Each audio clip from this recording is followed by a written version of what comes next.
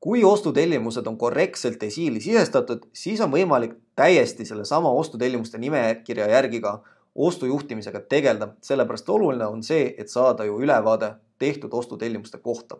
Näiteks näeme siit ära, kellele on tehtud päringud. Minul on veel eraldi stiil pandud, et värvi need read siniseks. Saame otsida välja kõik päringud. Panen siia näiteks T-tähe ja otsitakse välja kõik hetkel aktiivsed päringud. Saan siit ka võtta siis summa, et umbkaudu 3770 euro eest on meil päringuid tehtud.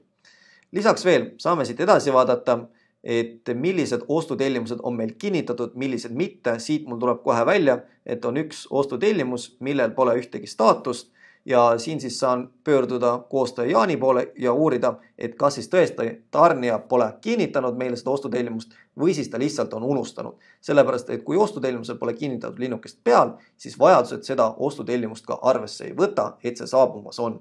Siit edasi saame vaadata juba planeeritud saabumiskuupäevasid, ära määrata stiilid, millised tulevad meil täna, millised on lähitulevikus tulemas ja millistega on juba üle kuupäeva mindud.